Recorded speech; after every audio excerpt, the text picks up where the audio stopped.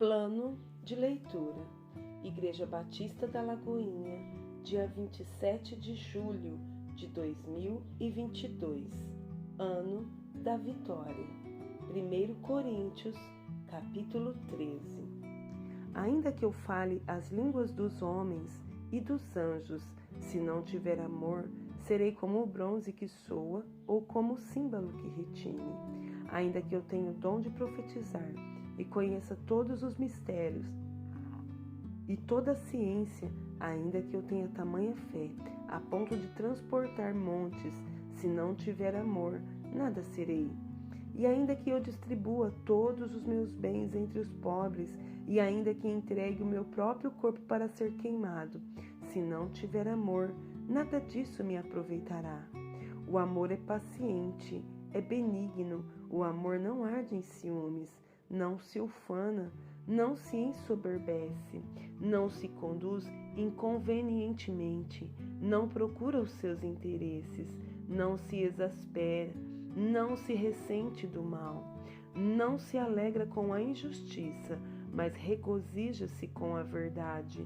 Tudo sofre, tudo crê, tudo espera, tudo suporta. O amor jamais acaba, mas havendo profecias, desaparecerão, havendo línguas, cessarão, havendo ciência, passará, porque em parte conhecemos e em parte profetizamos.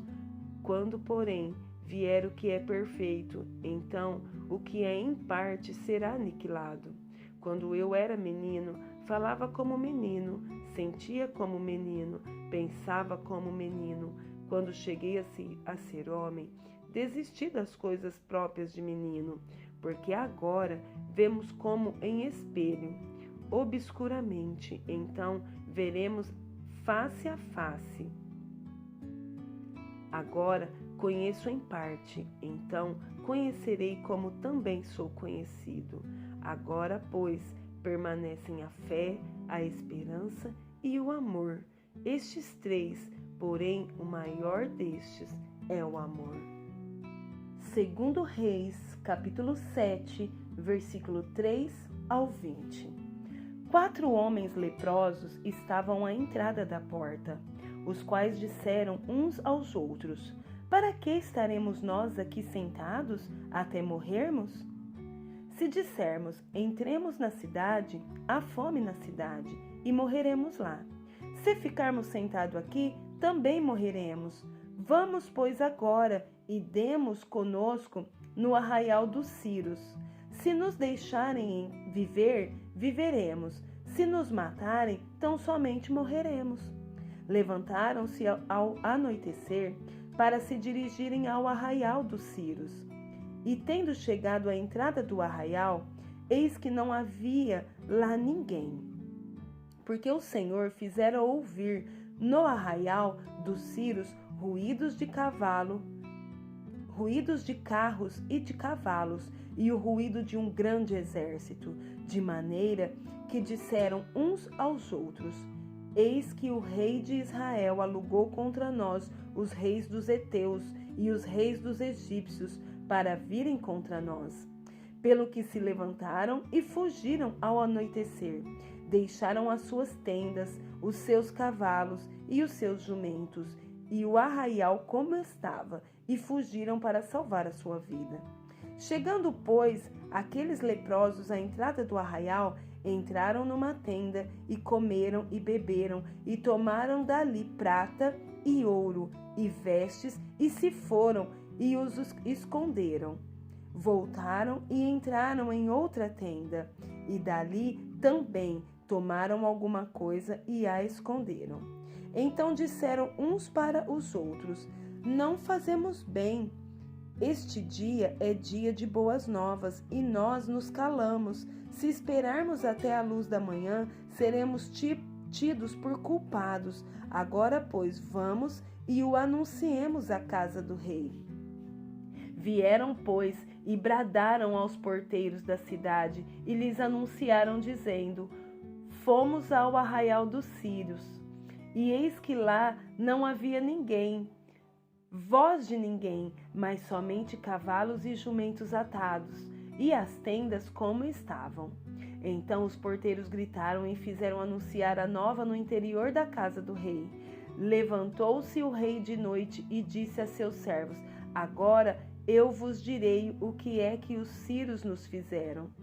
Bem sabem eles que estamos esfaimados, por isso saíram do arraial a esconder-se pelo campo, dizendo: Quando saírem da cidade, então os tomaremos vivos e entraremos nela.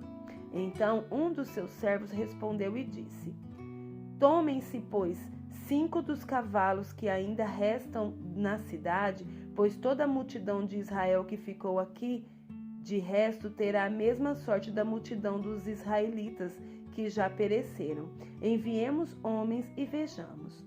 Tomaram, pois, 2 carros com cavalos, e o rei enviou os homens após o exército dos sírios, dizendo: Ide e vede. Foram após eles até ao Jordão, e eis que todo o caminho estava cheio de vestes e de armas que os sírios, na sua pressa, tinham lançado fora. Voltaram os mensageiros e o anunciaram ao rei. Então saiu o povo e saqueou o arraial dos sírios. E assim se vendia um alqueire de flor de farinha por 1 siclo, e 2 de cevada por 1 siclo, segundo a palavra do Senhor. Dera o rei a guarda da porta ao capitão, em cujo braço se apoiara. Mas o povo o atropelou na porta, e ele morreu, como falara o homem de Deus, o que falou quando o rei descera a ele. Assim se cumpriu o que falara o homem de Deus ao rei. Amanhã, a estas horas, mais ou menos, vender-se-ão 2 alqueires de cevada por 1 siclo, e 1 de flor de farinha por 1 siclo à porta de Samaria. Aquele capitão respondera ao homem de Deus: Ainda que o Senhor fizesse janelas no céu, poderia suceder isso, segundo essa palavra? Dissera o profeta: Eis que tu o verás com os teus olhos, porém disso não comerás.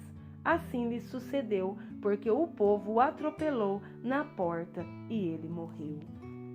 Jonas, capítulo 2. Então Jonas, do ventre do peixe, orou ao Senhor seu Deus e disse: Na minha angústia clamei ao Senhor, e ele me respondeu. Do ventre do abismo gritei, e tu me ouvistes a voz. Pois me lançaste no profundo, no coração dos mares, e a corrente das águas me cercou. Todas as tuas ondas e as tuas vagas passaram por cima de mim.